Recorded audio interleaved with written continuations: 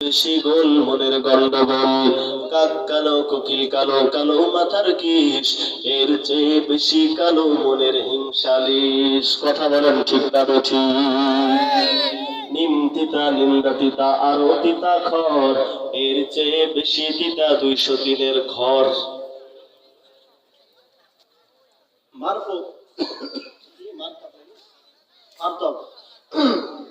1000 টাকা নগদ দিয়েছেন, অমরু 500 টাকা। ওরা চায় আমার এই নূরকে মুখের ফু দিয়ে নিভাই দিতে। আল্লাহর ঘোষণা, কখনোই ওরা এটা পারবে না। আমার এই নূরকে, আমার এই আলোকে, আমার এই কোরআনকে আমি প্রজ্বলিত করব, প্রস্ফুটিত করব, বিকশিত করবই করব। তাতে ওই কাফের মুশরিক তাগুতদের, ইসলামের দুশমনদের যতই কাজ আলা ধরুক তাতে কিছু যায় আসে না। সেটাই হয়েছে, ঠিক না? প্রায় 1.5 যুগ ইসলামী আন্দোলন নেতা কর্মীদের দাবায় রাখা হয়েছিল, তারপরেও তারা মাথা উঁচু করে এই দেশের মাটিতে দাঁড়িয়েছিল। আর ওই তাগুত ক্ষমতার থেকে নামার পর 1 ঘন্টাও বাংলাদেশে টিকে থাকতে পারে নাই, ঠিক না? সেনাবাহিনীর কাছে সময় চাইলো, আমাকে একটু সময় দেন, আমি জাতির উদ্দেশ্যে কিছু বলে দিতে চাই।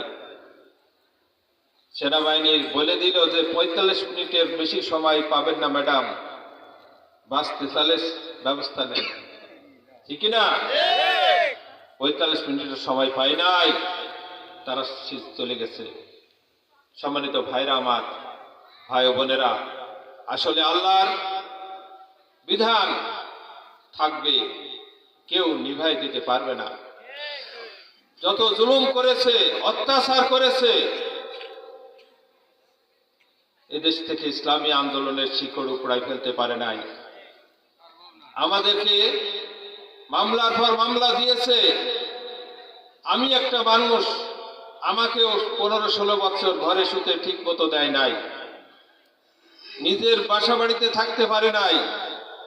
কখনো যদি এসেছি 2 মিনিট চলে গেছি, 2 মিনিট থেকে পরে শুনেছি যে পুলিশ বাড়ি ঘিরেছে।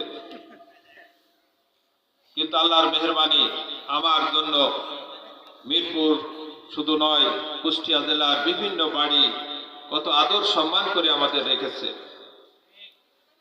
এটা আল্লাহর মেহেরবানি, আর কারণ নাই। সম্মানিত ভাইরা আমার, এই জন্য ওই তাগুতের বিরুদ্ধে লড়াই সংগ্রাম করতে হবে, এবং তাদের শক্তি অত্যন্ত দুর্বল। আমরা যদি ইমানদার থাকতে চাই, সকল সময়, সকল অবস্থায়, সকল ক্ষেত্রে আল্লাহর এই জমিনে আল্লাহর দ্বীন প্রতিষ্ঠার জন্য আমাদের লড়াই সংগ্রাম করতে হবে। রাজি আছেন? শুধু তাফসীর মাহফিল শুনলেই হবে না, সেই তাফসীর মাহফিল শুনে তার বাস্তবায়ন করার জন্য আমাদের কাজ করতে হবে, ঠিক না? সম্মানিত ভাই ও বোনেরা, আপনাদের বিনয়ের সাথে অনুরোধ করব, বাংলার এই জমিন অত্যন্ত উর্বর। আমরা ধ্বনি শুনতে পাচ্ছি, এদেশের 18 কোটি ছাত্র জনতা আজকে এই কথাই তুলেছে, আমরা আর অন্য কিছু দেখতে চাই না। আমরা এই দেশে আল্লাহর আইন এবং সত্যের শাসন দেখতে চাই। একের পর এক ক্ষমতার পালাবদল হয়েছে, সাধারণ মানুষের ভাগ্যের কোনো পরিবর্তন হয় নাই, ঠিক না? কখনো এটা সম্ভব নয়, কারণ সৃষ্টি করেছে আমাকে আল্লাহ। সেই আল্লাহ বিধান দিয়েছেন আমাদের, সেই বিধান বাস্তবায়নের মাধ্যমেই মানুষের মৌলিক অধিকার পূরণ হবে।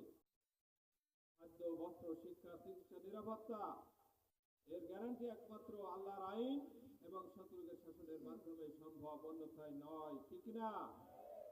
সম্মানিত ভাইরা আমার, এই জন্য আপনাদেরকে উদাত্ত আহ্বান জানাই, আসুন আমরা সবাই আল্লাহর জমিনে আল্লাহর দ্বীন প্রতিষ্ঠার জন্য চেষ্টা করব। ইমানদার হিসাবে পরিচয় দিতে হলে আল্লাহ তাআলা এটাই বলেছেন, ইমানদার যারা হবে তারা সব সময় সকল অবস্থায় লড়াই সংগ্রাম করবে আল্লাহর পথে, ঠিক না? আর যারা তাগুতি শক্তি সব সময় অস্বীকারীরা তাগুতের পথেই সংগ্রাম করবে। আর আল্লাহ তাআলার ঘোষণা, ওই দুশমনদের, ইসলামের দুশমনদের বিরুদ্ধে লড়াই সংগ্রাম আমাদের করতে হবে, চালিয়ে দিতে হবে। রাজি আছেন? ইনশাআল্লাহ। আল্লাহ তাআলা আমাদের সবাইকে কবুল করুন। আমি আপনাদের কাছে এসেছিলাম মাত্র একটু দোয়া নেওয়ার জন্য। আপনাদের কাছে জন্য দোয়া করার জন্য। সম্মানিত ভাই বোনেরা, ক্ষমা করবেন, অল্প সময়ের জন্য এসেছি একটু সালাম নেওয়ার জন্য। আমার এখনই চলে যেতে হবে। আমার জন্য দোয়া চাই, আর আপনাদের জন্য দোয়া রেখে এই মাদ্রাসার উন্নতি কামনা করে তারপরে আমরা এই মাদ্রাসার জন্য সার্বিক সহযোগিতা আমরা দান করবো ইনশাআল্লাহ। রাজি আছি সবাই?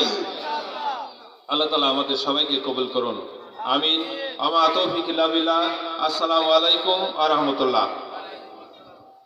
कागज फूल है ये दुनिया एक मिसल कागज फूल है जिंदगी में बंदगी कुन बंदगी जिंदगी में बंदगी शर्मिंदगी